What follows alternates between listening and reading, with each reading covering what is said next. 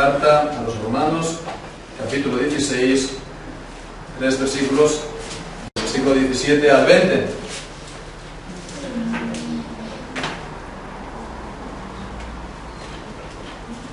La semana pasada veíamos los grandes saludos, ¿verdad? Que daba Pablo, que hay muchos saludos, pues no podemos dejar de ver también estas palabras que él da a continuación, porque también son muy importantes.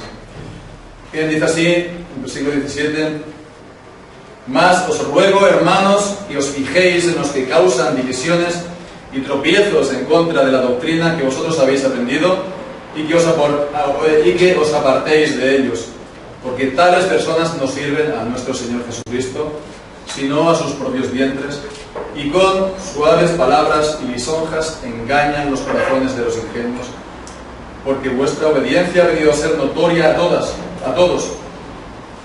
Así que me gozo de vosotros, pero quiero que seáis sabios para el bien e ingenuos para el mal. Y el Dios de paz aplastará en breve a Satanás bajo vuestros pies. La gracia de nuestro Señor Jesucristo sea con vosotros. Amén.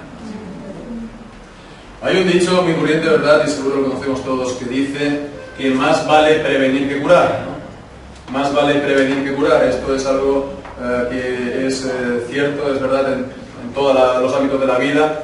Lo vemos, pues, por ejemplo, en la salud, ¿no? Más vale prevenir que curar. Cuando tenemos salud, más vale pues que tomemos las medidas, digamos, para que no vayamos a perderla, es decir, que tengamos una vida saludable, que pues dormamos bien, que comamos bien, en fin, porque es mejor esto que se lo pierde, pues entonces que intentar recuperarlo. Eso no es del todo seguro. Por eso siempre es mejor prevenir en la vida en general, y también, por supuesto, esto en relación con la Iglesia. Esto en relación con la Iglesia. Decíamos la semana pasada estos saludos de Pablo a la Iglesia de Roma, y decíamos de ella que era una iglesia modélica, una iglesia pues que, bueno, por cómo todos los miembros trabajaban, todos los miembros se comprometían, estaban pues volcados, ¿verdad? Pues entonces era una iglesia en la que, bueno, podemos nosotros también intentar mirarnos, intentar ser como ellos, ¿verdad? No porque sea la Iglesia de Roma, no que seamos romanistas, sino por las características, por la manera de vivir, por cómo ella funcionaba. Bien, pero con todo y con eso, iba la iglesia bien, todo iba bien, pero nunca está de más estas palabras, digamos, de prevención, de precaución, ¿verdad? De prevenir, ¿no? Antes que vengan los problemas, ¿no? Y esto tiene que ver con los falsos profetas, los falsos maestros. Estas palabras que da Pablo tienen que ver, pues, para que estén alertas, no vaya a ser que entre ellos también hayan falsos maestros. Y bien, pues no es que esto sea ya una realidad, ¿no? En la Iglesia de Roma. No vemos en la carta a los romanos que hubieran herejes o falsos maestros que estuvieran ahí pues corrompiendo la Iglesia, ¿no? Porque si no, Pablo hubiera ido y los hubiera confrontado en la carta, como hace, por ejemplo, en la carta a los Gálatas, sobre todo, ¿verdad? O como hace también en otras, como la carta a los Colosenses. Pero bueno, él está previniendo porque es una realidad. Pablo, aquí y allá, él estaba advirtiendo a las iglesias para que, no dejaran pasar esto, porque se podría dar. Cuando estaba Pablo despidiéndose de los ancianos de Éfeso, en Hechos del capítulo 20, él les dijo que él sabía que después de mi partida, decía Pablo, entrarán lobos rapaces que no perdonarán ni al rebaño. Y Jesús mismo, recordemos, ya estaba advirtiendo de los falsos profetas que vienen a vosotros pues como corderos, ¿no? Con la apariencia de corderos, pero por dentro son lobos rapaces. Y a lo largo de la historia hemos visto también cómo esto es una realidad. A lo largo de la historia siempre ha habido herejías y herejes, y han habido también pues gente que ha arrastrado a muchos cristianos, cuya parte importante también incluso de la Iglesia, en sus herejías, en sus errores. Y entonces incluso en la actualidad, lo vemos por experiencia, como también hay gente que profesa ser cristiano y que dice que es cristiano, y como también está dando y enseñando herejías destructoras, incluso en el día de hoy, incluso aquellos que profesan el Evangelio. Entonces, por eso no está de más, por supuesto, que hagamos caso a lo que nos dice aquí Pablo. Tal vez no sea esta la situación nuestra, pero más vale prevenir que curar. Más vale prepararse antes que ocurra que después no saber qué hacer. Bien, pues vamos a ver estos versículos y vamos a proceder, pues digamos de una manera sencilla. Primeramente, a ver el riesgo, el peligro que había. En segundo lugar, la manera que dice Pablo para afrontarlo. Y después también unas palabras finales acerca de cómo, pues, de cómo encarar, ¿verdad?, todo este asunto de los falsos profetas. Entonces, primeramente, acerca del riesgo, del peligro de los falsos maestros, aunque no esté la palabra como tal. En los versículos, en el versículo 17, vemos: mas os ruego, hermanos, que os fijéis en los que causan divisiones y tropiezos en contra de la doctrina. Vemos, está diciendo de aquellos que causan divisiones y tropiezos en contra de la doctrina, de la enseñanza que habían dado los apóstoles. Dice que vosotros habéis aprendido. Entonces, divisiones y tropiezos.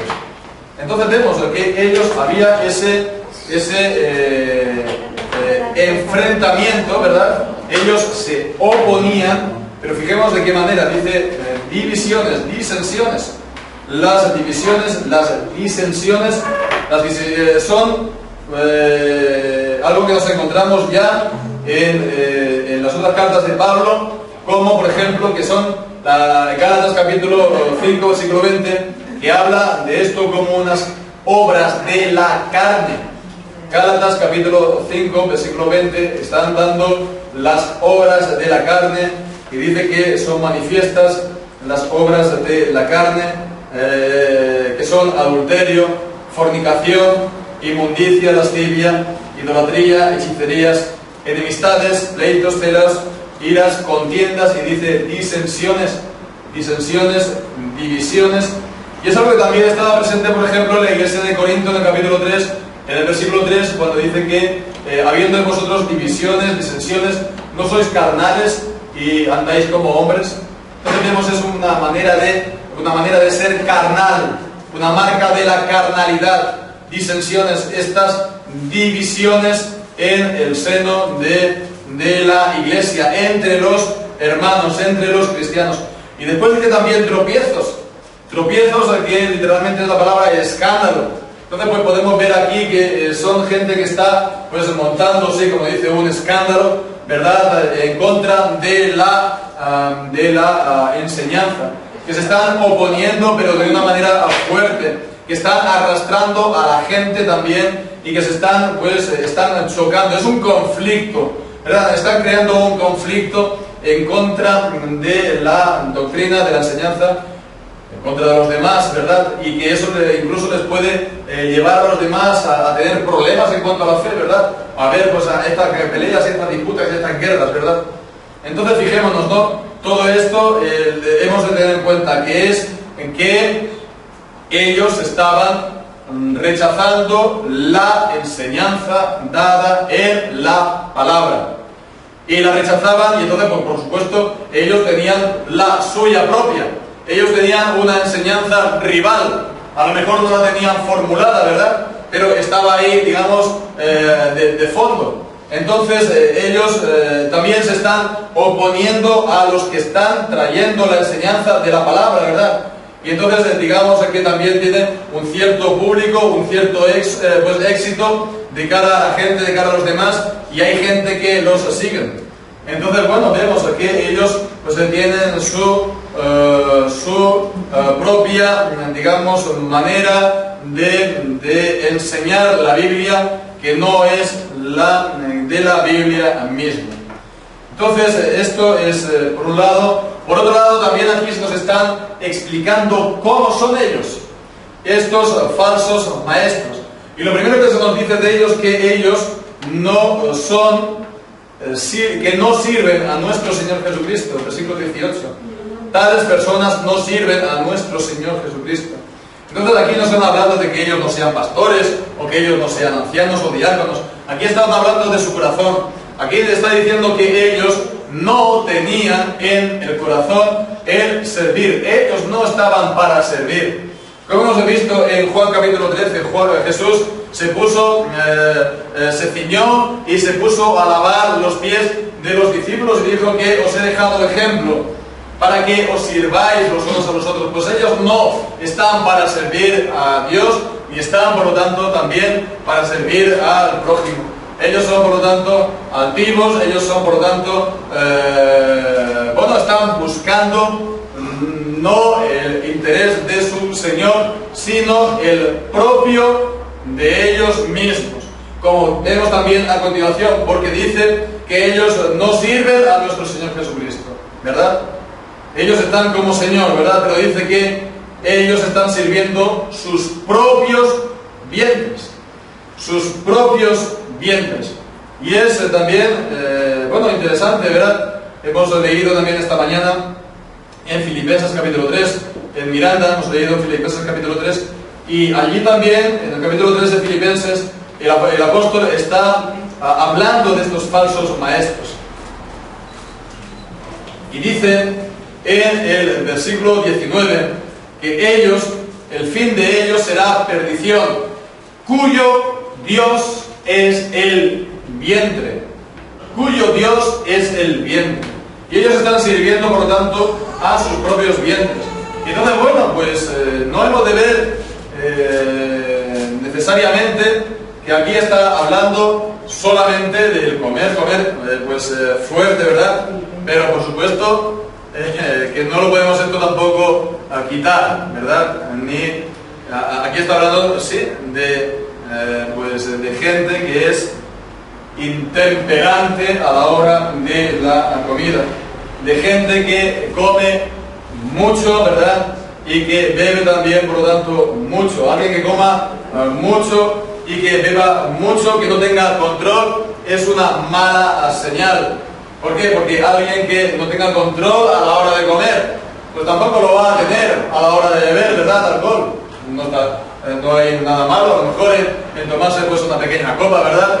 De vino para la hora de la comida, pero bueno, si te tomas ya media botella o una botella, entonces sí, ¿verdad? Si no tienes ese control a la hora de comer, pues tampoco lo vas a tener a la hora de beber. Y si no tienes control a la hora de estar en la mesa, tampoco vas a tener control cuando te levantas y te vayas a la mesa.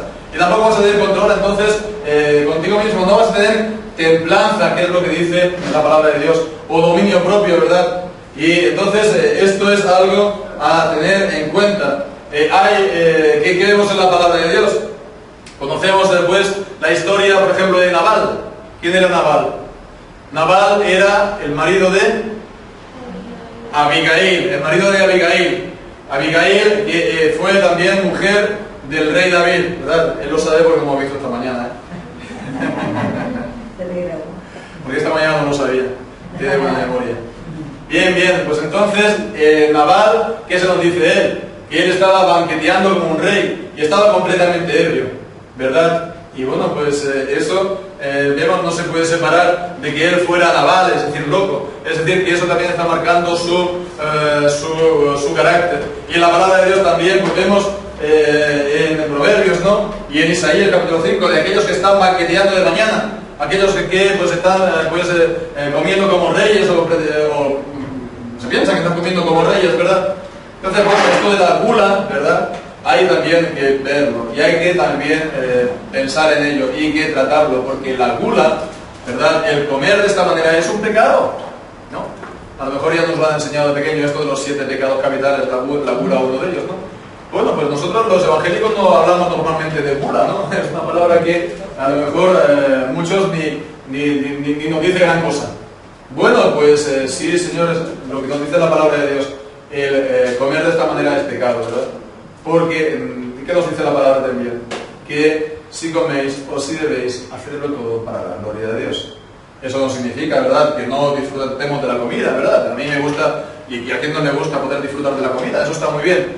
¿verdad? Pero una cosa es esto y otra cosa es pues los grandes banqueteos aquí, que esto sin duda no está bien. Y bien, pues es algo que tenemos que tener bien en cuenta.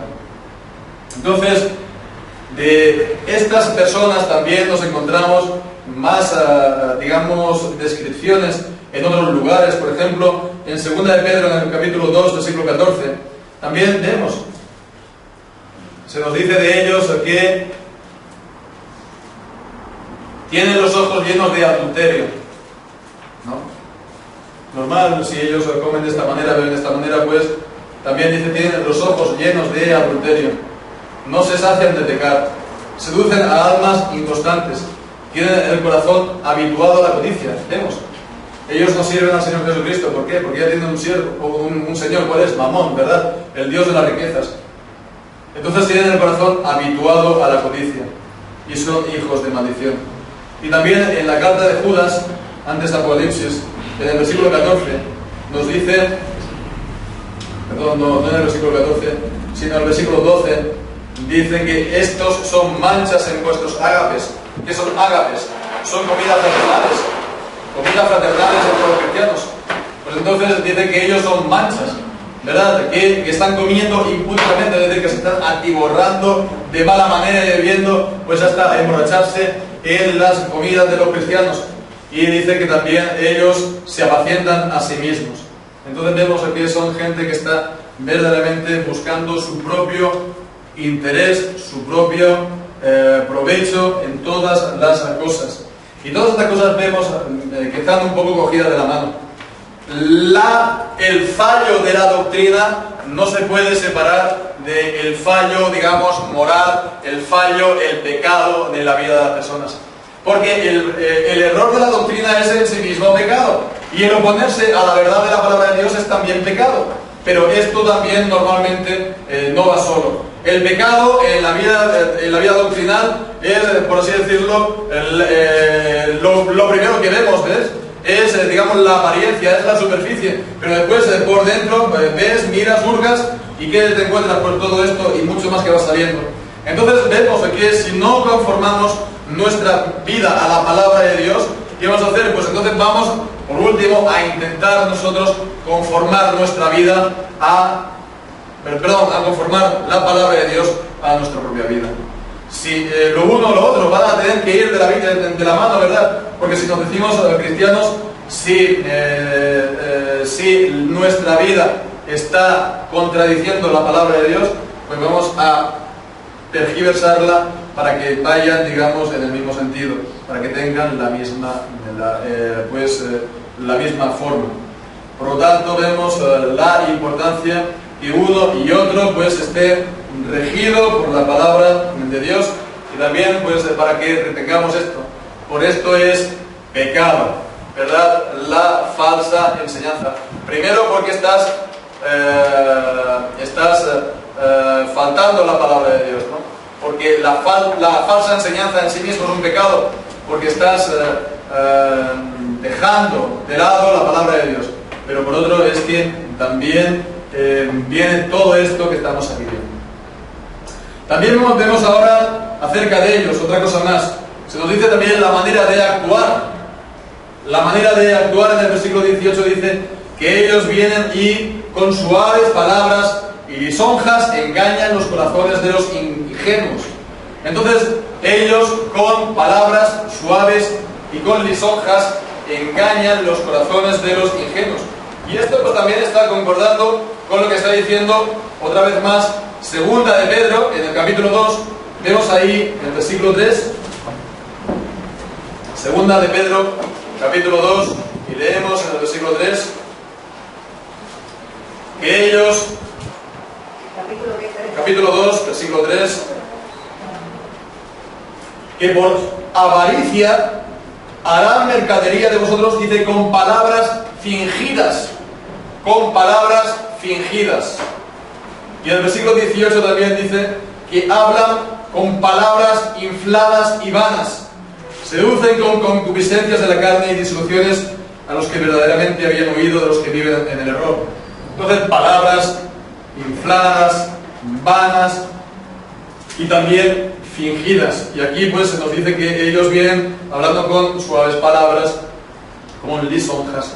Entonces vemos que el panorama que nos está diciendo la palabra de Dios acerca de ellos es que, bueno, ellos vienen y intentan adular a la gente, ¿verdad? Ganarse a la gente, pero, a ver, en un sentido, esto no está mal, pues, por ejemplo, que uno pueda, por así decirlo, caer bien a los demás, ¿verdad? Si el Señor, pues, te da gracia ante la gente, los demás, ¿verdad? No hay ningún palabra, como dice la expresión, ¿verdad? Que uno ha hallado gracia ante los ojos de... Pues si el Señor da esa gracia, no pasa nada. El problema es ir a ganarte las personas de esta manera un poco artera, de esta manera un poco fingida, de esta manera también pues falsa, ¿verdad? Con palabras a lo mejor grandilocuentes que impresionan, o a lo mejor pues que vienes aquí y estás pues tocando un poco la fibra sensible, que estás a lo mejor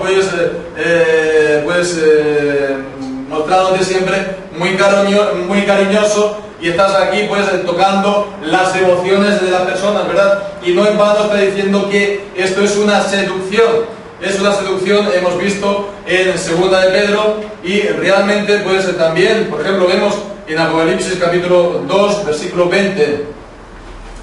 En Apocalipsis capítulo 2, versículo 20, cuando habla de la iglesia de Tiatira, dice que toleras que esa mujer Jezabel, que se dice profetisa, enseñe y dice, seduzca a mis siervos a fornicar y a comer cosas sacrificadas a los ídolos. Entonces es como una seducción.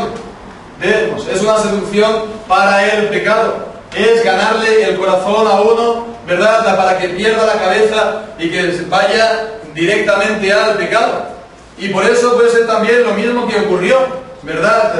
Con el primer pecado de Adán y Eva. Leemos en el 2 de Corintios capítulo 11 y versículo 3. 2 de Corintios capítulo 11 y versículo 3, cuando dice que temo que como la serpiente con su astucia engañó a Eva, vuestros sentidos sean de alguna manera extraviados de la sincera fidelidad a Cristo. Vemos la seducción al pecado, pues en el fondo es satánica, porque el diablo desde el principio lo que ha hecho ha sido eso mismo: seducir para que la gente peque, seducir para que desobedezca al Señor, seducir para que se aparte de sus caminos y de su palabra. Entonces fijémonos ya por último acerca de ellos, a quienes, digamos, seduce, con quién tiene éxito estas personas. Pues dice que ellos es con gente simple. Dice en el versículo 19, no, perdón, en el versículo 18, que engañan los corazones de los ingenuos. Literalmente está diciendo los que no tienen maldad, son sin maldad, ¿verdad? Es decir, que como los niños, ¿verdad? Que lo creen todo, ¿verdad?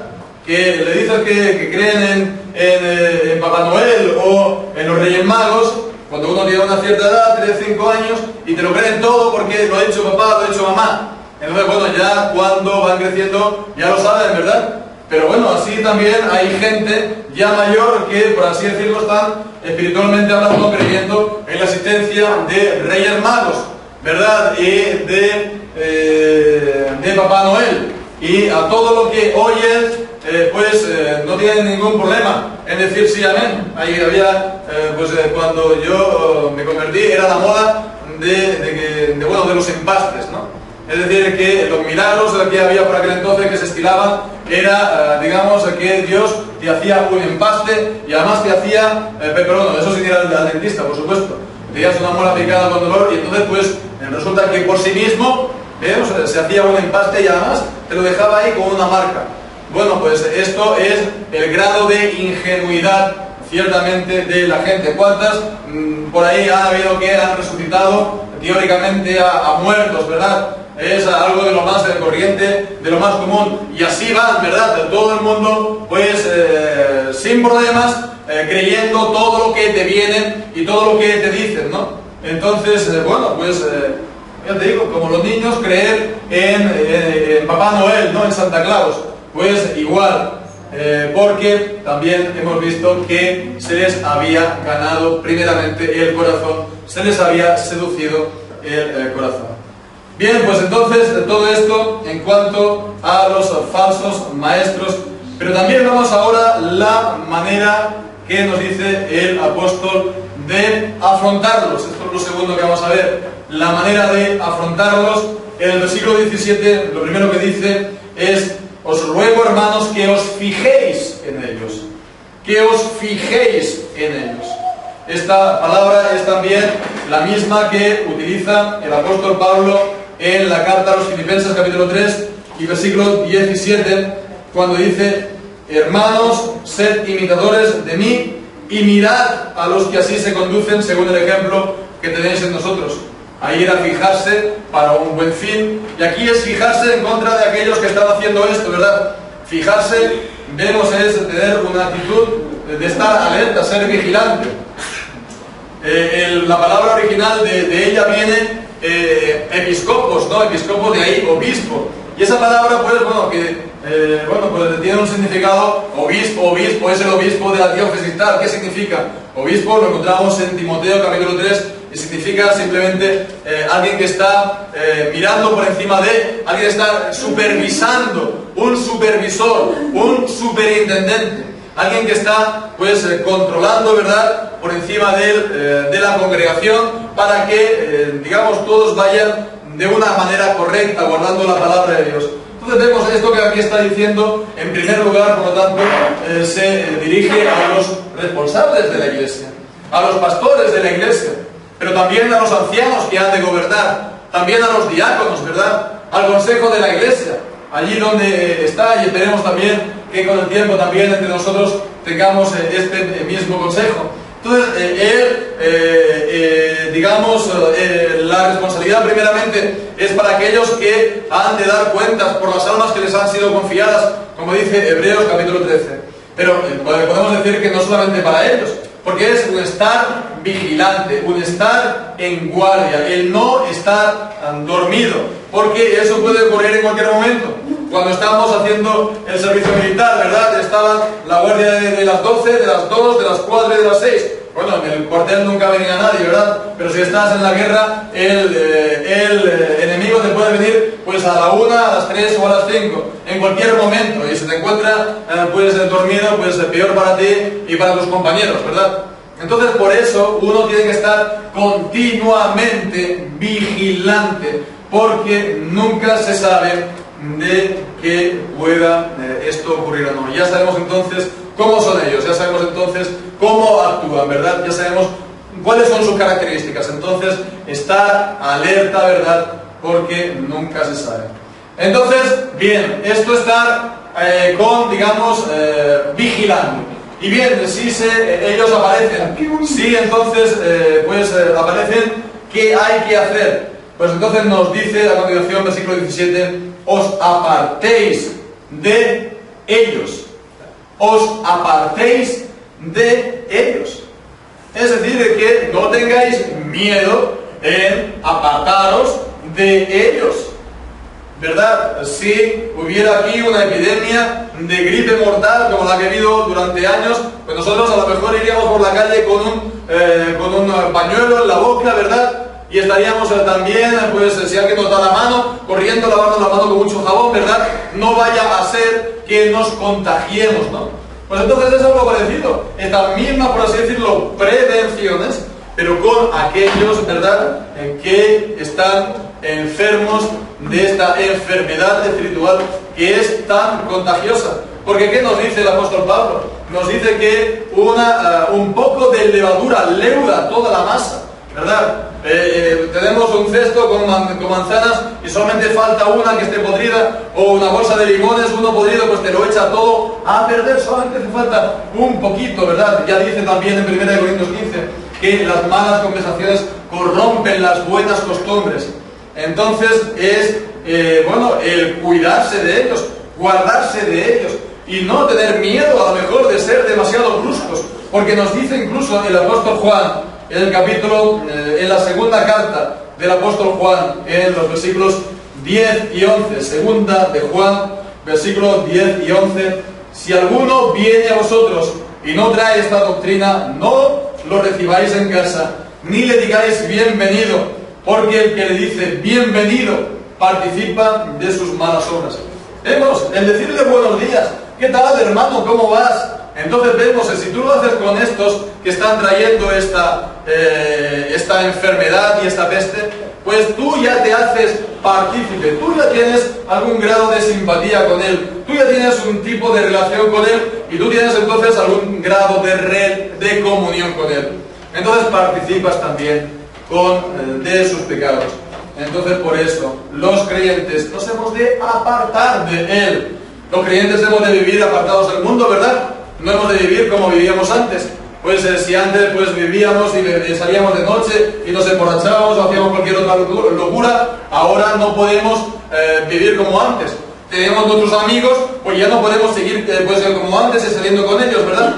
Pues si eso es con el mundo, lo mismo, pero también con estos que están trayendo el error y que están seduciendo a la gente.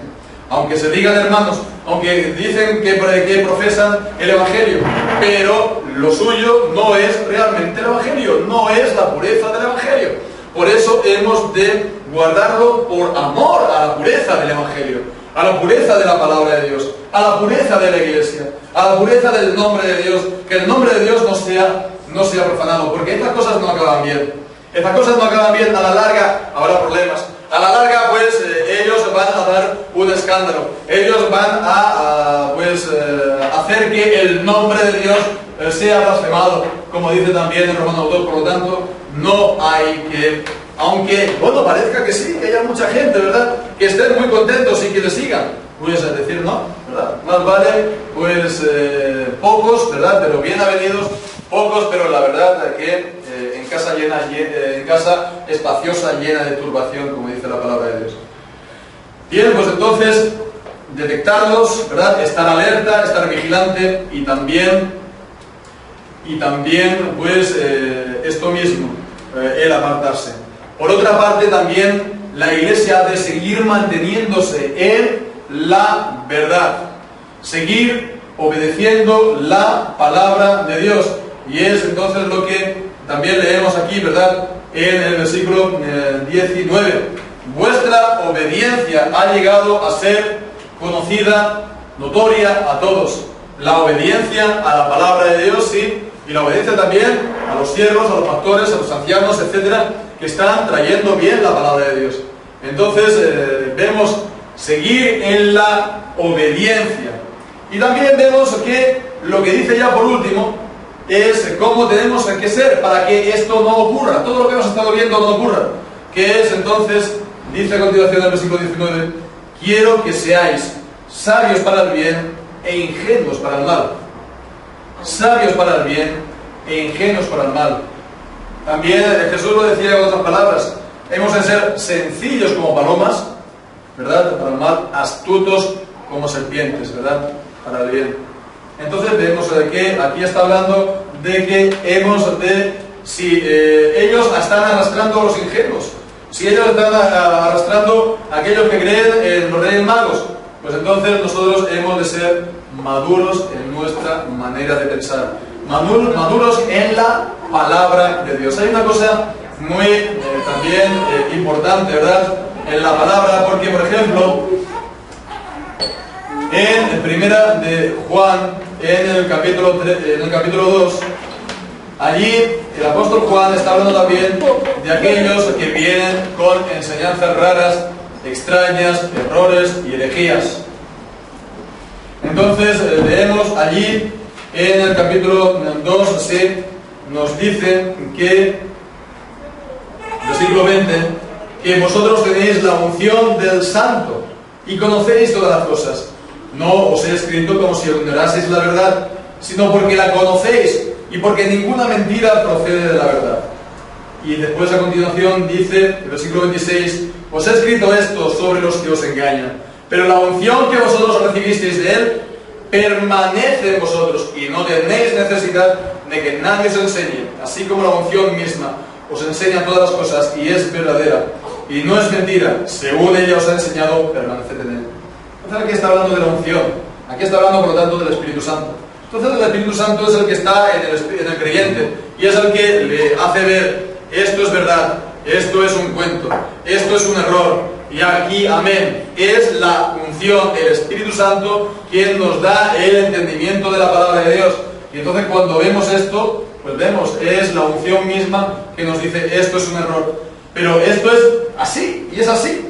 Pero también, por otra parte, hemos de ver que esto va juntamente con la necesidad de madurez, porque tenemos que tener presente también lo que dice, pues, en Hebreos, en el capítulo 5, ¿verdad? Cuando dice que, acerca de esto, versículo 11, tenemos mucho que decir, difícil de explicar, por cuántos habéis hecho tardos para oír. Porque debiendo ser ya maestros después de tanto tiempo, tenéis necesidad de que se os vuelva a enseñar cuáles son los primeros rudimentos de las palabras de Dios. Y habéis llegado a ser tales que tenéis necesidad de leche y no de alimento sólido. Bueno, pues entonces vemos que los cristianos también podría ser que después de mucho tiempo ellos no tienen mucha sabiduría, no tienen mucho conocimiento. ¿Y por qué es eso? Pues aquí nos lo está diciendo.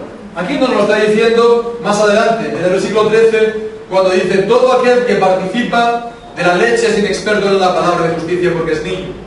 Pero el alimento sólido es para los que han alcanzado madurez, para los que por el uso tienen los sentidos ejercitados en el discernimiento del bien y del mal. Entonces vemos, por el uso tienen los sentidos ejercitados para conocer el bien y el mal. Pero nosotros son inexpertos en la palabra de justicia. Los ingenuos son inexpertos, no saben. A lo mejor no saben pues nada de la palabra, no saben ni dónde se encuentra Moisés en el Nuevo o el Antiguo Testamento, ¿verdad? No saben nada de la palabra de Dios, entonces cualquiera que te venga tú lo crees. Pero vemos que para que podamos tener esta unción es también necesaria, ¿verdad? Y no quita nuestra madurez, y que hemos por lo tanto de afanarnos en pedir al Señor sabiduría, como dice Santiago, y también pedir que no solamente esto, sino que estemos pensando la palabra de Dios, meditando la palabra de Dios, leyéndola por supuesto. Lo mínimo, lo básico es leerlo a diario. Bueno, si algún día pues, no ha podido ser, no pasa nada. Pero, digamos, sobre una base diaria, el leerlo, y también no solo esto, sino también estudiarla a la medida de lo posible. Afanarse por los estudios, los estudios bíblicos que hacemos en la congregación, por supuesto, y también, pues, si se puede, pues, con libros, con comentarios, pues, también añadir, ¿verdad? Y seguir creciendo, porque si no, te quedas siempre un niño, ¿verdad? Si no comemos, los niños no comen, pues se quedan de una talla pequeñita, ¿verdad? No crecen, o a lo mejor hasta, pues, se pueden enfermar, ¿verdad? Por eso tienen que comer una dieta rica y variada para que ellos crezcan. Pues igual nosotros, como cristianos espiritualmente, hemos de crecer ¿cómo? De esta manera, pues discerniendo, estudiando, meditando en la palabra del Señor. Y de esa manera entonces podremos distinguir lo que viene delante, ¿verdad? Aquel que te viene de frente y que te viene pues con esas intenciones y que es muy simpático y que viene con la sonrisa y que seduce y que es una maravilla, pero que detrás de él te viene todo esto que estamos viendo. ¿De qué manera? Pues estar viendo, nosotros los corazones no podemos, pero sí podemos ver cómo él anda y actúa, y también por otra parte lo que dice. Y sobre todo lo que dice, mirarlo con lo que enseña la palabra del Señor. Entonces decíamos al principio, ¿verdad? Más vale prevenir que curar. Nosotros, gracias a Dios, podemos decir que en principio no tenemos esto como un riesgo urgente o necesario, acuciante, porque estamos arraigados en la palabra de Dios. Para nosotros el culto, la adoración ha de ser sobre todo bíblica, la predicación igual, poder ser que no sea aburrida, pero que sea sobre todo bíblica, ¿verdad? Y también, la Biblia ha de estar de frente, ¿verdad? En primer lugar, en la iglesia.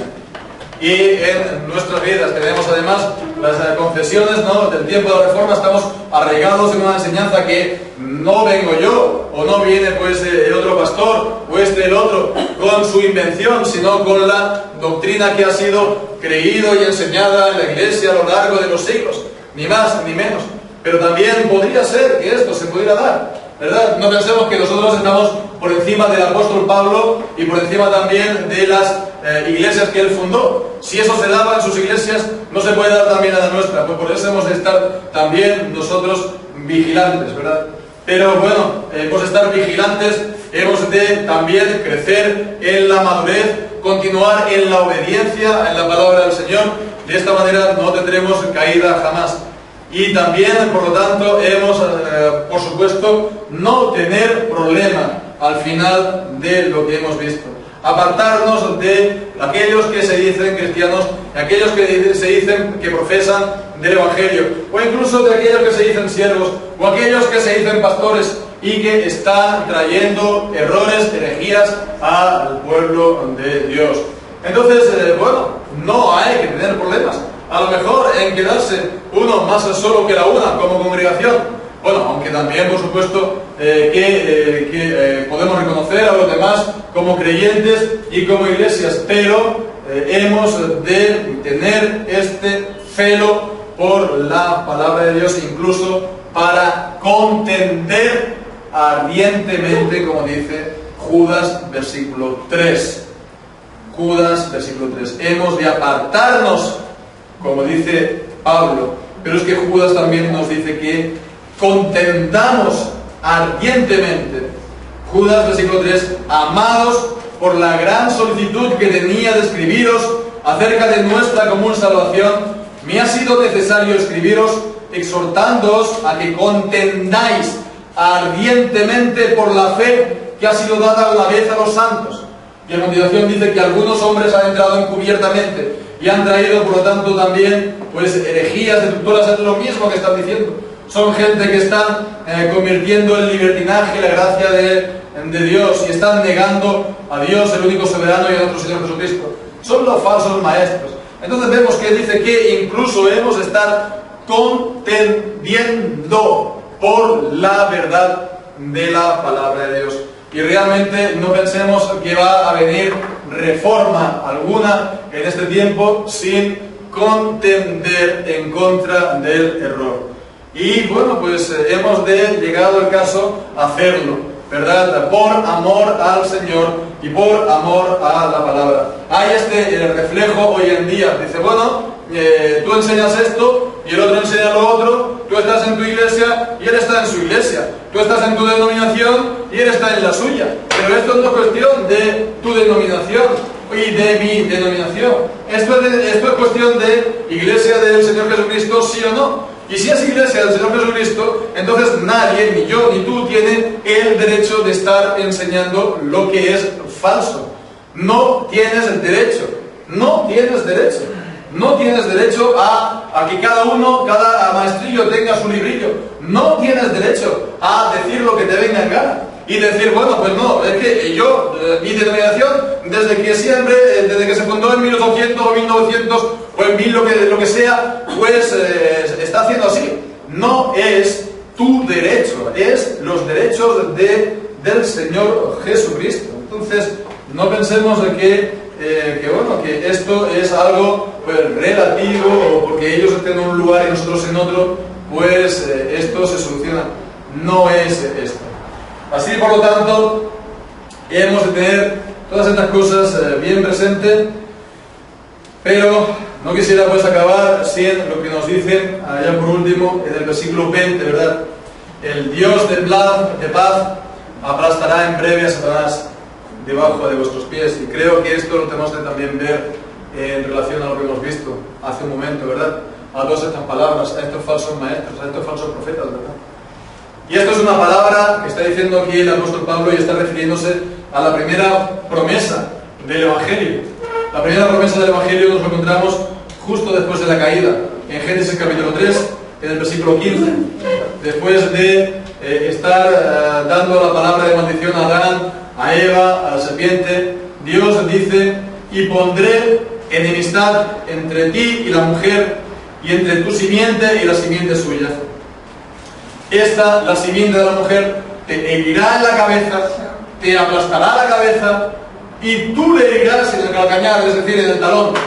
Entonces vemos, aquí esta es la promesa de la redención, de la salvación del pecado y también de la dominación de Satanás, porque todo aquel que peca se hace esclavo del pecado, y todo aquel que cae es sometido por aquel que lo ha dominado, ¿verdad? También dice 2 de Pedro. Por lo tanto, esta es la liberación que trajo Cristo. Y en Apocalipsis capítulo 12 está hablando también del hijo de la mujer y también de la serpiente, del dragón. Y vemos esa lucha, ¿verdad? Y realmente Jesucristo ha efectuado la victoria, ¿verdad? Ha hecho la victoria en contra del maligno. Él es el vencedor, como nos enseña Juan capítulo 2. Hemos vencido al maligno. Somos más que vencedores por aquel que nos amó. Él, al morir en la cruz, como dice Colosenses, Él expuso a los principados, a las potestades, a público vituperio. Aquellos que creen, pues el diablo ya no nos toca, también dice 1 de Juan. Entonces dice la palabra de Dios entonces esto, que nosotros no tenemos parte alguna en el diablo. Resistid entonces al diablo y él huirá de vosotros. Por lo tanto vemos, eso es una victoria y nosotros ya somos vencedores, más que vencedores. Pero fijémonos aquí también, el Señor hace y gana victorias ahora en el tiempo y está diciendo, Él aplastará esa cabeza del diablo pues delante de vosotros. Y fijémonos, es el Dios de paz. ¿Y qué contraste tan grande? Él saldrá a la guerra y Él la va a aplastar al diablo, ¿verdad? Y a sus engaños y seducciones. Pero Él es el Dios de paz y da a su pueblo paz, ¿verdad? Y guarda el corazón de su pueblo en paz. Entonces no es para que nosotros tampoco estemos aquí inquietos y presa de ataque de nervios. Esto es la paz del Espíritu Santo.